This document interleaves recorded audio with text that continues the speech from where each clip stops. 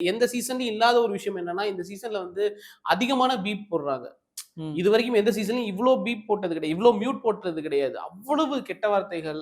அ இந்த இந்த தகுதிய பத்தி பேசுறதே நமக்கு ஒரு மாரி கேட்கறதுக்கு ஒரு மாரி இருக்கு. ஆனா எல்லாருமே கொஞ்சம் கூட இது இல்லாம எல்லாருமே கெட்ட வார்த்தை பேசுறாங்க. ப ப கிட்டத்தட்ட ஒரு 40 நிமிஷம் எபிசோடு அப்டின்னா, அதுல மியூட் எவ்வளோ நேரம் போட்டுருக்காங்கன்னு பார்த்தா, அதுவே பாதி நேரம் இருக்கும். அவ்ளோ மியூட் போட்டு தான் ஒளிபரப்புறாங்களே! அவ்வளவு மோசமா பேசுறாங்க.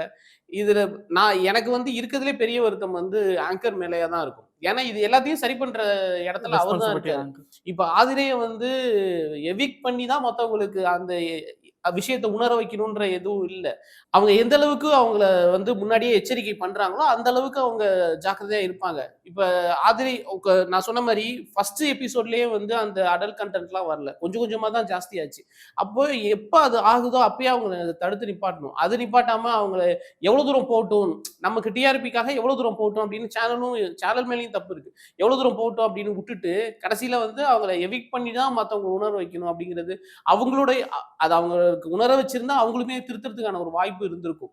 ம். இப்ப அது அவங்களோட கரியருக்குமே ஒரு பிளாக் மார்க்கா தானே போகும். அவங்க இருந்து விளையாடி வந்திருக்க வேண்டிய ஆளு, கிட்டத்தட்ட ஃபைனல் வரைக்கும் வரக்கூடிய பொட்டன்ஷியல் இருக்க ஆள் தான் ஆதிரை.